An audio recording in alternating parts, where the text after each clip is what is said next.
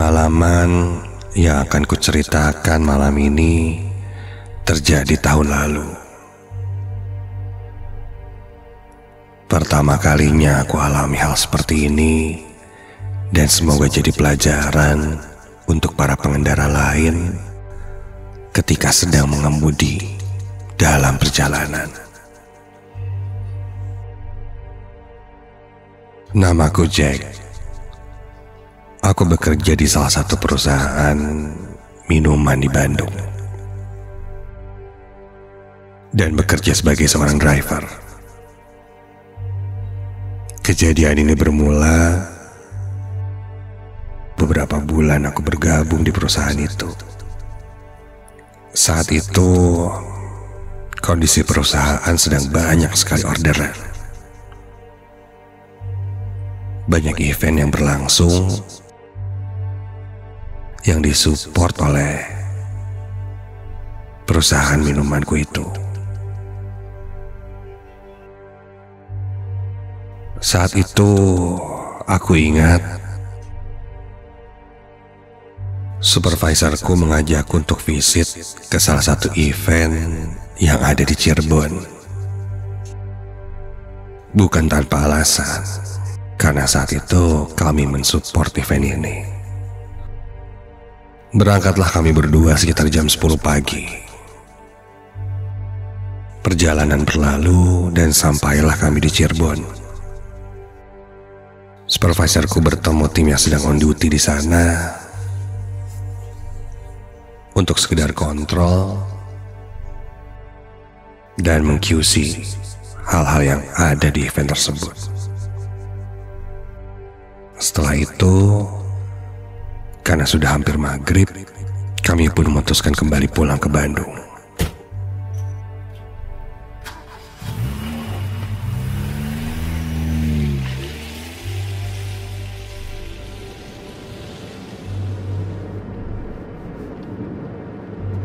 Kondisi jalanan malam itu ketika kami pulang tidak terlalu ramai dan tidak macet.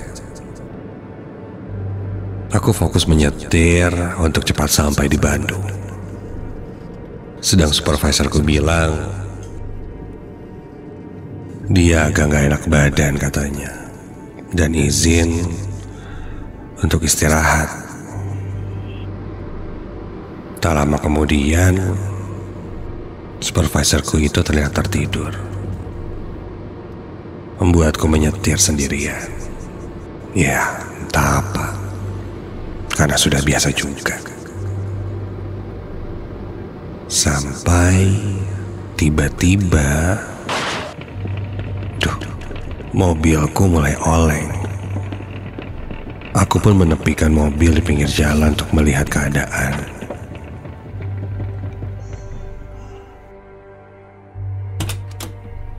Dan saat kulihat, salah satu ban mobil terlihat kempes. Kempesnya lumayan parah, hingga membuat mobil cukup miring kondisinya.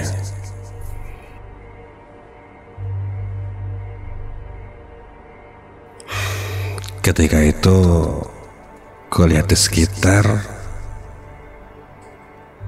tidak ada apa-apa, sepi. Yang terlihat hanya pohon-pohon, hutan, dan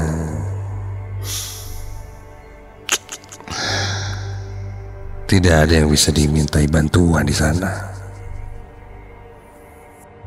Terpaksa aku harus mengganti banku sendiri. Supervisorku terbangun dan bertanya kenapa. Ku bilang salah satu bannya kempes dan harus diganti. Aku mulai mempersiapkan ban cadangan, dongkrak, dan lain sebagainya. Kupikir supervisorku itu akan membantu. Dia malah tidur lagi. Sudahlah, aku pun dengan cepat mulai mengganti ban yang kempes itu. Yang kempesnya itu adalah ban belakang. yang ada di sebelah kiri. Setelah aku angkat mobil dengan dongkrak, aku mulai melonggarkan baut-baut dan mulai mengganti bannya. Sampai tak lama, tiba-tiba terdengar suara seseorang yang menyapaku. Suara seorang lelaki.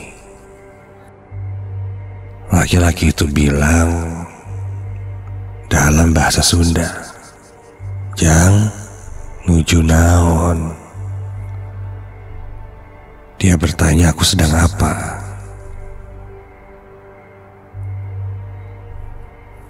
Kontan aku menengok ke arah belakang. Dan ketika aku lihat,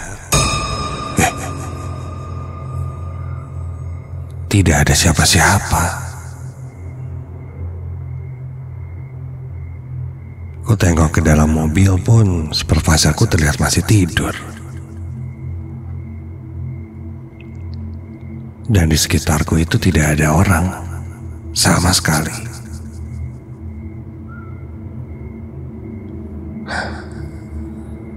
Tapi suaranya terdengar sangat jelas di belakangku tadi, dan sangat dekat.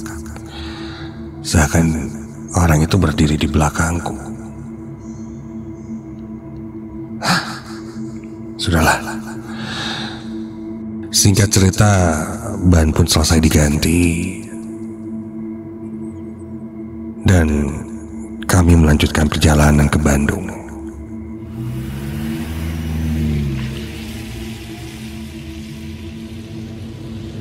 Setelah kejadian ban kempes tadi, di dalam perjalanan aku merasa sepertinya ada yang aneh.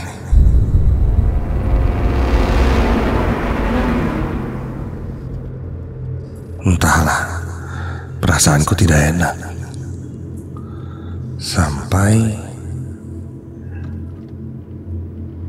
kulihat supervisorku itu mulai terbangun. Dan ketika terbangun, tingkahnya cukup aneh. Dari posisinya yang tertidur, kini dia duduk tegap di kursi penumpang sebelahku. Matanya melotot membelalak melihat ke arah jalan. Iya, wajahnya terlihat seperti ketakutan.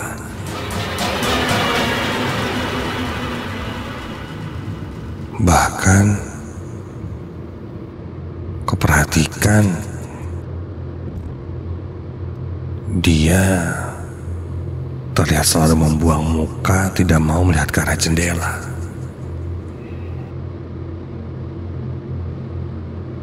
Aku pun sempat bertanya, "Pak, Bapak kenapa, Pak?" Namun dia tidak menjawab. Dia mengisyaratkan dengan jari telunjuknya memintaku untuk diam. Shh. Aneh. Aku pun kembali melihat ke arah jalan di depanku dan terlihat kabut tebal mulai menutupi jalan yang kami lalui.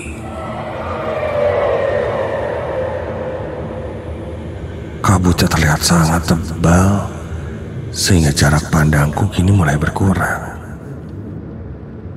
Aku mulai menyalakan lampu jauh dan memasang lampu hazard. Takut-takut ada mobil yang lain di depanku. Aku mulai menurunkan kecepatan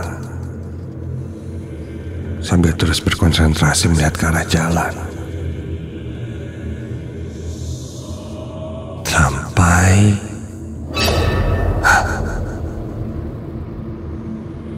dari Dari balik kabut-kabut itu, di jalan sebelah kiri, aku melihat banyak sekali orang memakai baju berwarna putih.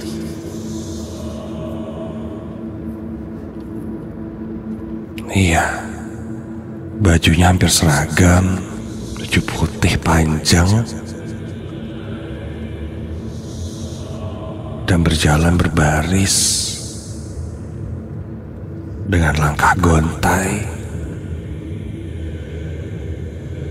Dan bisa kulihat ada laki-laki, perempuan, bahkan anak kecil. Ada juga yang sudah berumur, sudah tua. Mereka berjalan dengan langkah gontai sambil berbaris, dan jumlahnya sangat banyak.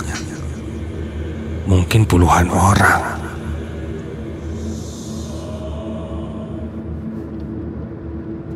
Orang-orang itu berjalan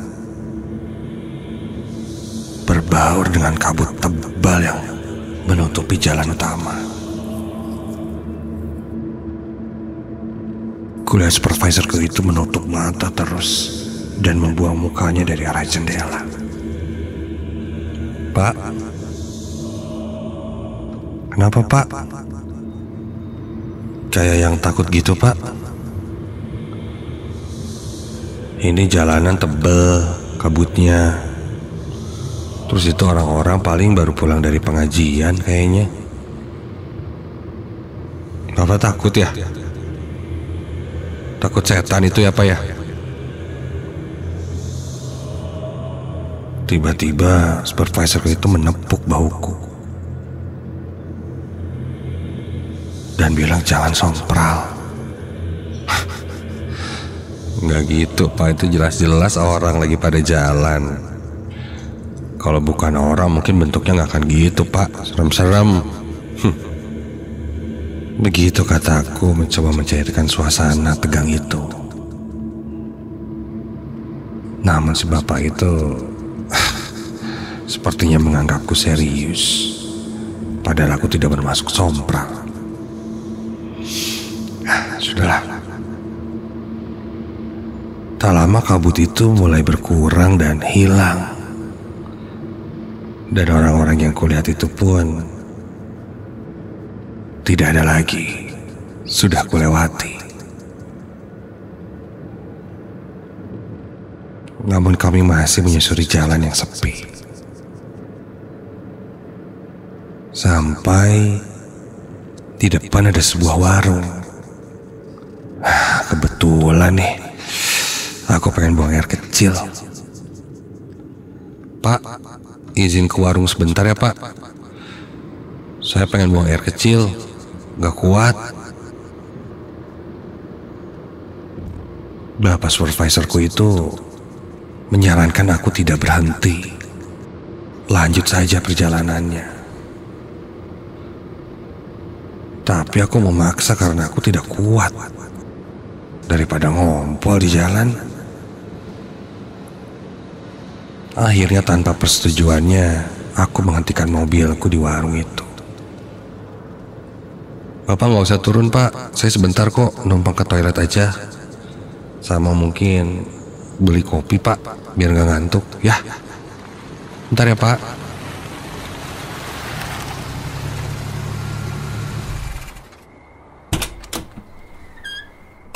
Supervisorku itu tidak menjawab apa-apa.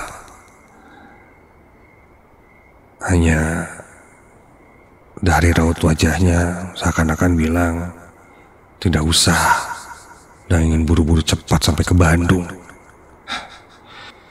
Ya, gak akan lama sih ke Bandung. Yang penting gak nahan kencing di jalan, bahaya juga kan. Aku mendekati warung itu dan bilang mau ikut ke toilet. Bapak-bapak tua pemilik warung mempersilahkanku untuk masuk ke toilet yang berada di ujung dan di dalam warung itu. Kamar mandinya atau toiletnya terlihat sangat kotor dan bau pesing. Jorok. Buru-buru aku buang air kecil, dan setelah selesai, aku kembali ke bapak pemilik warung itu. "Pak, kopi hitamnya 1 ya Pak." Bapak itu mengangguk dan mulai membuatkanku kopi hitam. Aku sempat bertanya pada bapak itu ketika dia membuatkanku kopi. "Oh iya Pak, tadi di jalan sana itu kabutnya emang tebal-tebal ya Pak? Itu setiap hari kayak gitu?" Bapak itu mengangguk. Sama tadi saya lihat ada rombongan orang pada pakai baju putih-putih itu Pak. Lagi ada acara apa ya Pak di sekitar sini? Pak? Ketika itu dia tidak menjawab pertanyaanku yang terakhir. Dia lalu memberikanku secangkir kopi hitam yang ketika ku pegang sangat dingin.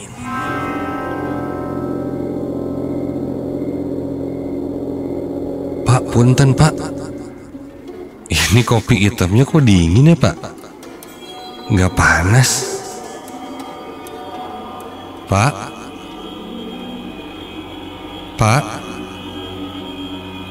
Bapak itu hanya terdiam, berdiri membelakangiku. "Duh, punten Pak, kalau gitu saya nggak jadi aja ya Pak."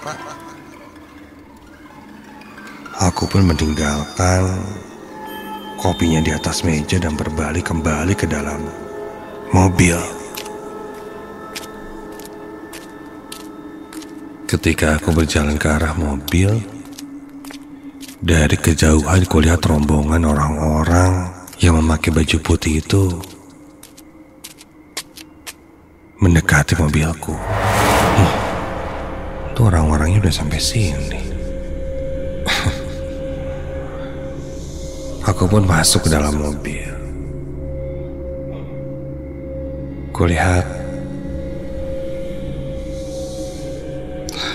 bapak supervisorku yang ada di dalam mobil menutupi wajahnya dengan jaket.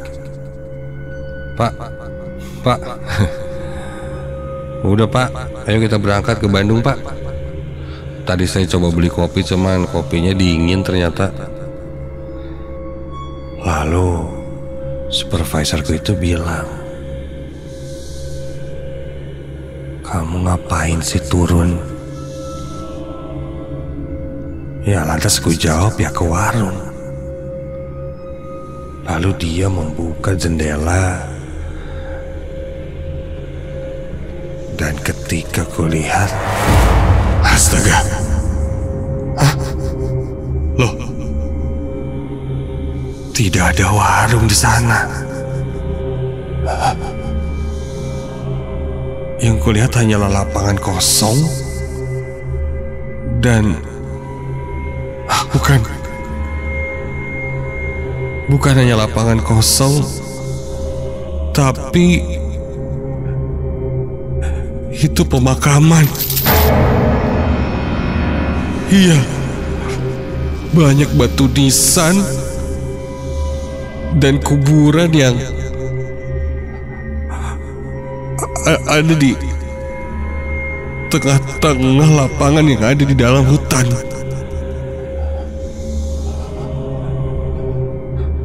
Dan supervisorku itu bilang dia melihatku berdiri dan mengobrol dengan sosok pocong.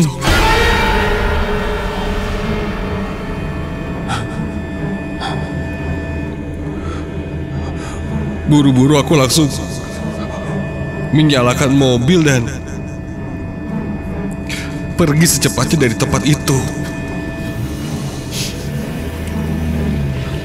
Aku sempat menengok ke arah belakang dan melihat dari spion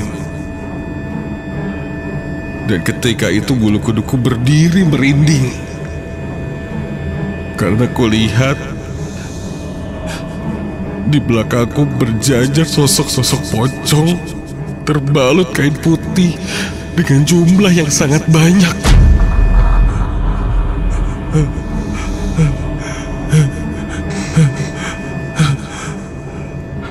Yang tadinya kulihat rombongan orang-orang berjalan, namun kini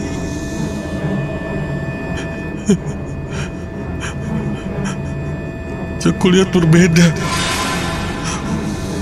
Sosok yang terbungkus kayak kafan dengan jumlah yang sangat banyak berdiri kaku tak jauh dari mobilku. Aku langsung menancap gas sekencang-kencangnya.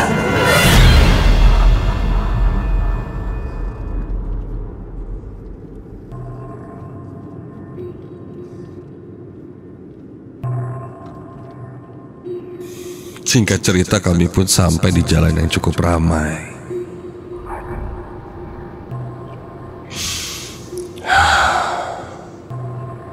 Dan perjalanan pun setelah itu berjalan dengan lancar hingga sampai ke Bandung.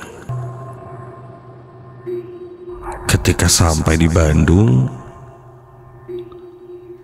kami baru menyadari